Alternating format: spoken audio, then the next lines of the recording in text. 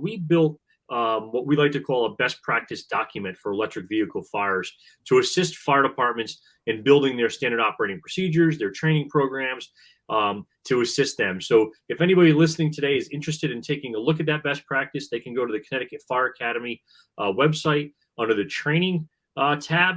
And then all the way down the bottom, that best practice will live there. And while I have the opportunity, Dave also mentioned, not only did we build a best practice for electric vehicles, but also energy storage fires, as well as lithium-ion battery instances. Welcome to another episode of Out of Spec Dave, where today I've got a very special guest. His name is PJ Norwood, and he is currently the Director of Training at the Connecticut Commission on Fire Prevention and Control.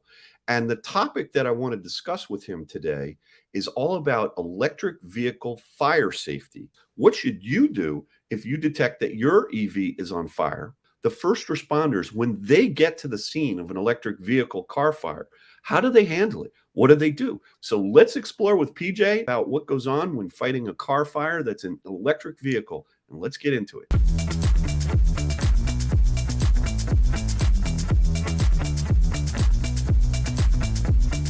So PJ, welcome to the Out of Spec Dave channel. Good morning, Dave, and thank you for this great opportunity. I appreciate you reaching out and to discuss this topic, because it is a topic that we need to discuss to help educate not only firefighters, but also the public that are utilizing EVs or may come across an EV incident. So the more we can do for education of everybody, the better we'll all be.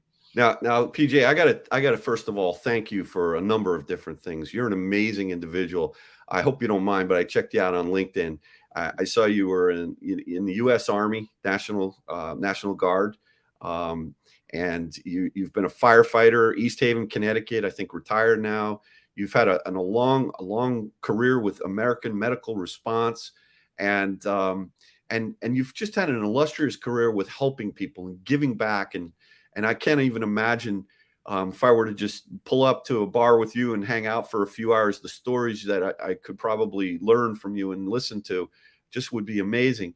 But the most amazing thing is I tried to get you about 5 weeks ago to come on my channel because I saw something about you in the news with respect to electric vehicle fire safety. And, you've been kind of putting me off and said you've been going through some health issues. And today I asked you, what was, hey, are you okay? And you told me that you donated a kidney to a friend, and I am just blown away. Look, I'm suffering from the flu here over the past 3 days, and I'm calling to my wife, Kathy, can you bring me something? You donated a kidney. God bless you, man. Tell me about that. How do you feel? Thanks, Dave. I appreciate that. I feel great. I'm a little sore, a little uncomfortable. Surgery was only the 22nd of November, so we're just about 4 weeks out now. So I'm doing well. But more importantly, my buddy who was in need of this kidney, he's doing great, and he's home and starting to celebrate the holiday and Christmas with his family. And amazing. Life is good. It's not something that I ever thought I could do. If you asked me 6-8 months ago, it's like, no way, I could never do something like that. Why would I give a perfectly good organ that I may need someday to somebody else? I've been an organ donor like you are now for many years. Yeah, it's very different. Once you're you move on or you pass, whatever your beliefs are, that's a little different. But to be a living donor is not something I thought I could do. I agree. So look, on the topic of electric vehicles, I think you're a little bit familiar with what I do and what our audience is all about.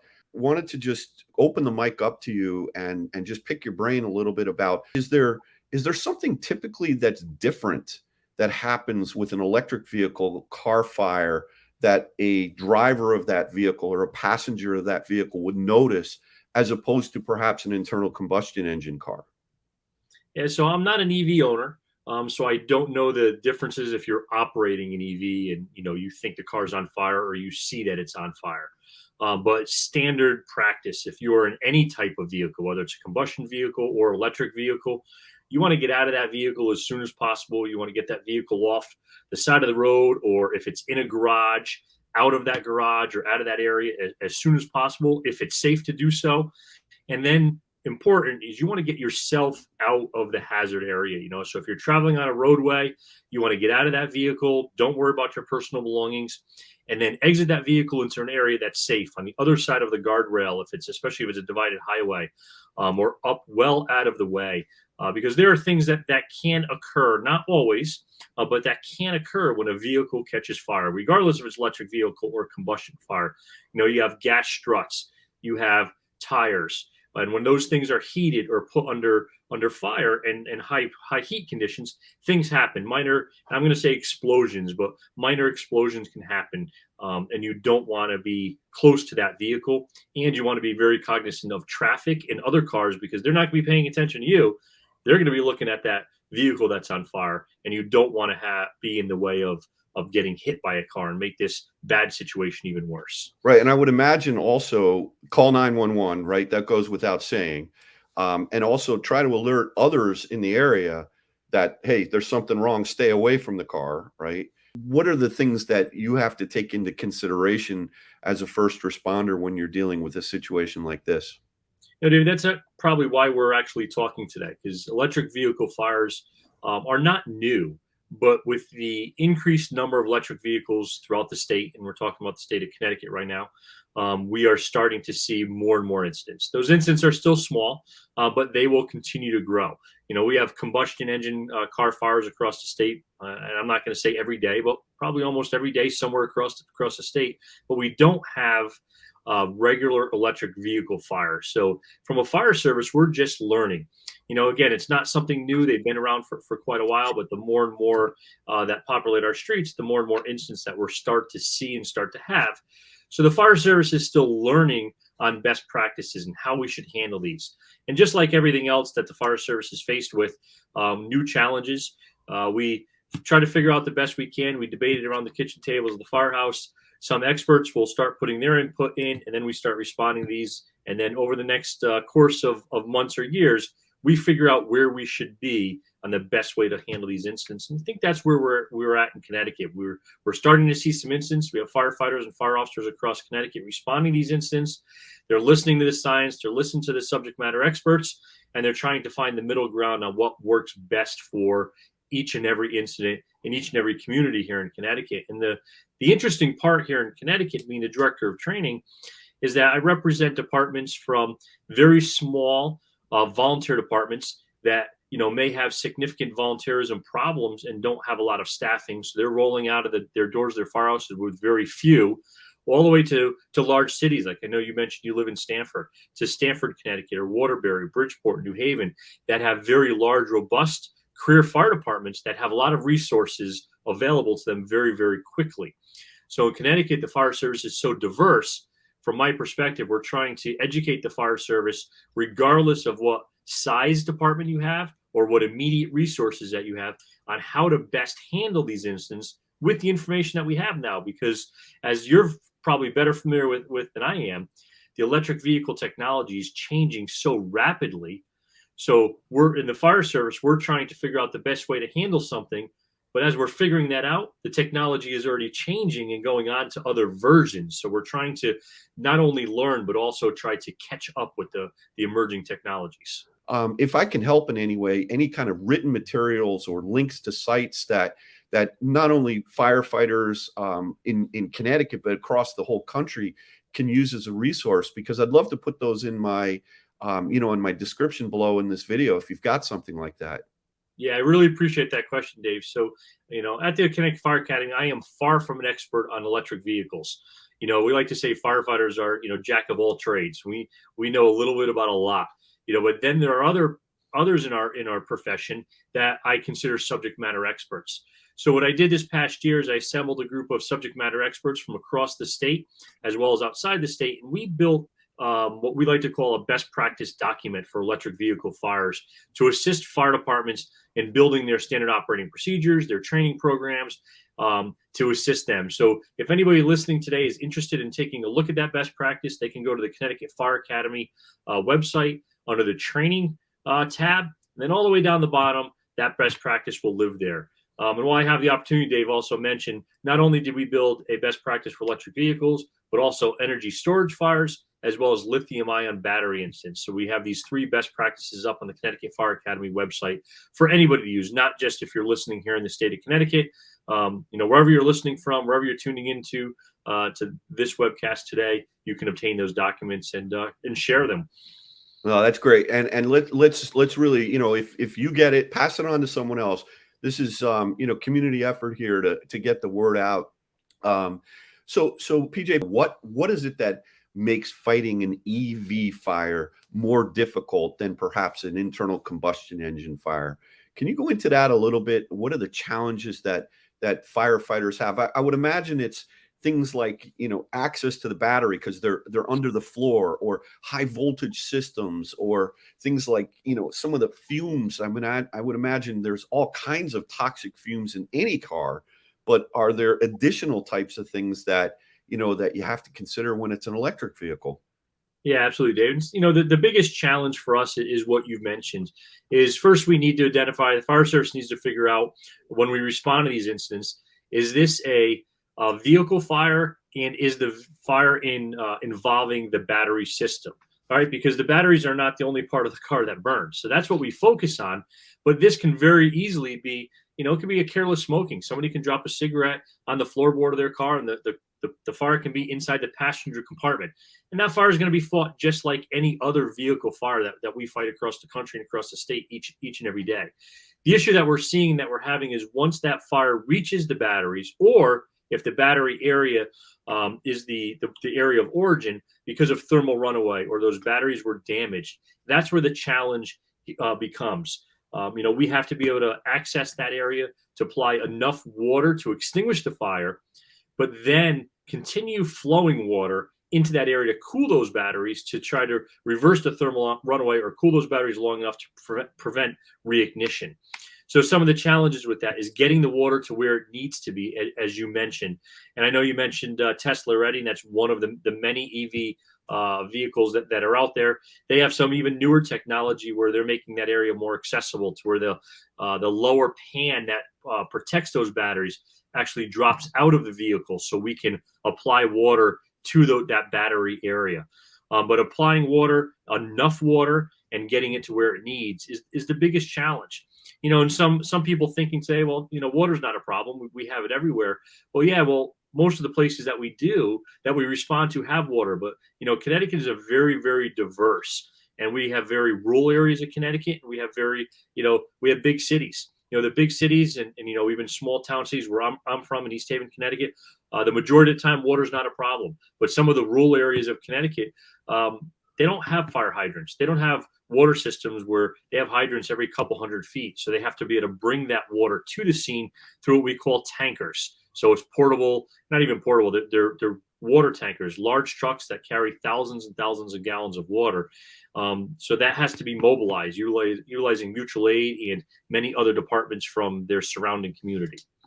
I read somewhere that it takes, and I don't know about the statistics, but something in terms of 8 to 10 times more water to extinguish an EV fire. Now, whether or not it's 8 or 10, I'd love to hear your comments, but you mentioned something earlier. What is thermal runaway? I've heard that term, but I don't really understand what it is.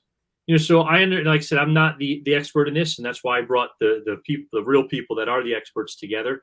And my understanding of thermal runaway is when the batteries are damaged or on fire, and the heat generation, it grows faster than we could extinguish that fire. So that battery is in a thermal runaway, where it's, in essence, it's running away from what its normal procedures are, and it's starting to overheat, catch fire, or feed that fire to continue burning. What do you do to empower the firefighters when they arrive at an incident to be able to know what the car is? Is that part of the documentation? Yeah, David, and it all starts with training and education. Often that starts, informally in the fire service, sitting around the kitchen table. The kitchen table is probably one of the most enjoyable spots in every fire department across the country, whether it's career, volunteer. That's where we solve all of the world's problems. Right. That's where we start looking, we start talking, and the internet is a great source because we find out daily. I started the fire service in 1988, so in the late 80s and the early 90s, it could take us months to find out about an incident somewhere across the country. By the time the incident happened, the report was written, and then that was disseminated across the country in the trade magazines. Now, there could be an incident going on in California right now. I can go onto the internet and I can go to a couple different apps or a couple different sites that I use, and I can get live footage from that incident, while we're sitting here talking on this webcast today. So the speed of information and the wealth of information across the country is it's incredible. So it's a great time for us in the fire service, but it can also sometimes add to that confusion, because often there are individuals that are commenting or stating they're experts or saying we should do this, we should do that. This is how you handle this type of incident. And you know what? They may have never responded to that type of incident. They really may not have the information, but they have the ability to broadcast that to a very large network out there. So part of my goal, and what we're seeing is, we like to call them keyboard commanders. The guys and girls that are on the internet and they're typing away at their keyboard and they're self-proclaimed experts. And we're trying to put realistic information out there to the fire service that electric vehicle fires are not as scary as some are making them seem to be. In the fire service, we are prepared and we have the ability and the resources that we need to handle these types of incidents. We do not need 30, 40, 50,000 gallons of water for one electric vehicle fire. We just have to be able to identify the vehicles, which is kind of where, this conversation, part of the conversation started, through education, through looking at the vehicles, to having resources available to the fire service. So when they pull up, the fire officer or the incident commander can put some information into a portal, like the National Fire Protection Association, and have an emergency guide of how to handle that vehicle specific incident. But we're hoping that electric vehicle manufacturers across the country will really work on their labeling, so there's not a question for the fire service when we pull up to be able to identify what type of vehicle it is, whether it's electric, whether it's hybrid, or if it's combustion. A sort of standard identification for all vehicles on all sides of the vehicles. The hybrid vehicles, what they've done a very good job at, and you mentioned a little earlier, the high voltage systems. Is those high voltage systems, there's a standard of all those cabling is bright orange. Yeah. So if we're trying to extricate or cut somebody out of a vehicle, we know that we're not going to cut through an orange cable, because that's a high voltage part of the high voltage system. So hopefully over time, we will start learning the electric vehicles a little bit better in the fire service, but also there'll be some sort of standard identification. So we are making strides nationally in the fire service. But it's new to us. The electric vehicles are not new, but the incidents are new, because, like we mentioned earlier, the more and more electric vehicles that hit the roadways, the more incidents we're going to have. And again, I also don't believe on scaring anybody. If somebody's interested in an electric vehicle, more power to you. Do your research, figure out what's going to work for you, and purchase the best vehicle for you and your family. Right. For the fire service, we just have to make sure that we're prepared, we're educated, and we have the resources that we need. From my understanding, and I'm hoping that there's people watching today that know more than I do, and they can put some information in the chat below on the stability of the lithium-ion batteries. Right? From my understanding, the batteries are very, very stable, and they're a very successful, stable platform. It's when they become damaged or there's a problem, like you mentioned, which can happen in combustion engines as well. That's when we run into those problems, and that's when we're going to get involved from the fire service. Yeah, I've heard that they are stable as well, but at high heat and also at very cold temperatures, when they're outside that mid range, is when things get the chemistry can get a little bit unstable. Well, listen, PJ, I want to thank you so much for coming on today. This has been really enlightening, and I'd like this just to be the start of this conversation for a lot of people. DC Norwood. Now, I see DC, and I think Dave Connor, my initials. Who was DC Norwood? So that's an abbreviation for my last title in East Haven Fire Department, which stands for Deputy Chief. So that's actually the tag that would go on the back of my coat. It's kind of like the tail of the coat to help accountability and identify the individuals on scene. So Deputy Chief is just probably too much to write. So it's DC for Deputy Chief. Well, listen, PJ, thank you first of all for your entire life service in everything you've done. I'm wowed by people like you. I really am. And then you had to show off and donate to a buddy your kidney. If that wasn't enough, everything you've done. And then 4 weeks later, you come on an Out of Spec Dave channel. So I just want to thank you again for taking time out of your day. I've learned a lot. I hope everyone else has learned a lot. But let's all, as a community, say this is just the start of educating everyone about what to do in the event of an EV fire. And don't don't not buy an EV because of this topic. All right. Please, and don't buy an EV because of this topic either. If you like the car, like PJ said, buy the car. I like EVs because I like the way they drive, right? That's it for me. That works. But again, PJ, thank you so much. I really appreciate you coming on. Dave, thank you. Thank you for the opportunity. As I like what you said, that this is the start of the conversation, because for the fire service, this is the start. We are making great strides at doing everything that we can to honor the mission of the fire service, is to protect life and property throughout the state. And a car is somebody's property. If that car is in somebody's garage, that's somebody's property. So this is our job. It's our responsibility. It's the mission and what we've sworn to do. So we'll do everything that we can to help out each and every one of those in our community. Listen, everyone, take care. And thanks again for watching another episode of Out of Spec Dave. We'll catch you on the next one. Take care. Bye-bye. Bye now.